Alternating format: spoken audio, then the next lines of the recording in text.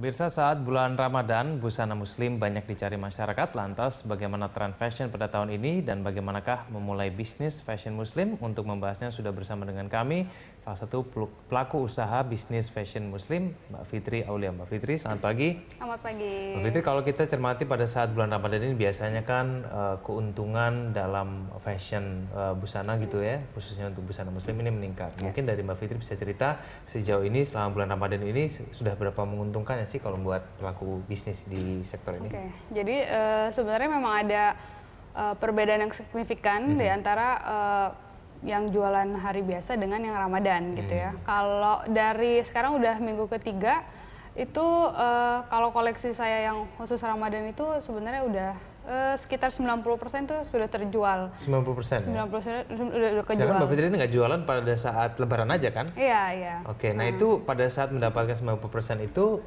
strateginya supaya akhirnya bisa mendapatkan keuntungan lebih besar itu seperti apa sih? Oke, jadi mungkin sekitar 1 bulan sebelum Ramadan sudah ada promosi akan ada koleksi Lebaran dan salah satunya ikutin fashion show gitu. Jadi baju-baju yang akan ditampilkan di saat Ramadan orang udah tahu semua sebelum Ramadan masuk gitu. Tapi kalau buat marketingnya itu sendiri lebih baik lewat jalur mana nih? Apakah kemudian tadi lewat fashion show saja atau mungkin harus promosi lewat online juga? Lalu kemudian mungkin ada tokonya juga, Mbak Fitri ada tokonya juga ada ya? Juga, nah, itu gimana lebih baik?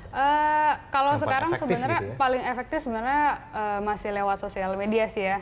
Gitu. Jadi dari situ biasanya promo-promonya berjalan lebih cepet sih, orang tahu akan ada produk baru, itu semua dari sosial media. Nah biasanya Mbak Fitri itu pada saat transaksi gitu karena online berarti nggak ketemu dengan konsumennya ya?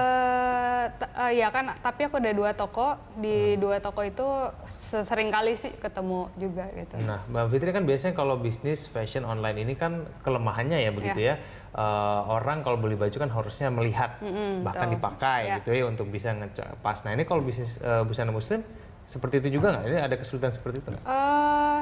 Kalau di online sebenarnya ada ukuran, informasi tentang ukuran gitu, dan di web store tuh sebenarnya udah jelas sekali gitu dari bahannya, terus sampai bahannya tuh kita foto sampai di zoom gitu, ini ada teksturnya atau enggak gitu. Jadi kalau untuk jualan online dan apalagi web store itu sebenarnya informasinya udah sangat lengkap gitu ya. Jadi kuncinya memang harus memberikan informasi Ya, yang lengkap begitu ya. Mbak Fitri, ini kemudian kalau misalnya untuk bisnis busana untuk bisnis di bulan Ramadan gini ya, bisa nggak sih kalau kita bilang kalau harus selalu baju atau enggak kalau menurut Mbak? Kalau yang utama memang baju, tapi kayak misalnya scarfnya, jilbabnya, atau misalnya kita bisa di saat Lebaran ada baju kokonya juga akhirnya diproduksi gitu. Jadi perlengkapan ibadah gitu. Jadi di luar baju itu juga cukup membantu penjualan gitu, dan itu cukup banyak pembelinya juga gitu. Nah kalau misalnya pada saat mendekati Ramadan ini biasanya dari penjual gitu langsung memperbanyak stok atau seperti apa sih strateginya? Mungkin persiapannya dari awal tahun sebenarnya. Dari awal tahun justru dari ya? desain, dari pemilihan bahan, dan sampai proses produksi itu udah stop di bulan April. Jadi kita bisa dibilang udah nyetok lah gitu untuk di bulan Ramadan. Jadi saat Ramadan tuh udah nggak ada proses produksi lagi. Jadi hanya tinggal proses jual beli aja. Nah, lebih baik itu kalau misalnya untuk bisnis busana itu kita ngedesain sendiri atau kita jadi reseller sendiri?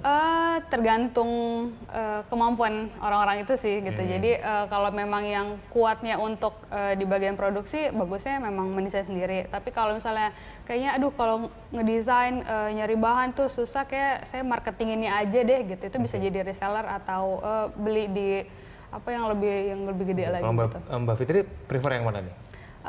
Karena saya ada background sekolah desain juga, jadi saya lebih ke ngedesain. Oke, baik Mbak Fitri, kita lanjutkan dialog kita lagi di segmen selanjutnya ya. Dan pemirsa tetaplah bersama kami di Market Corner.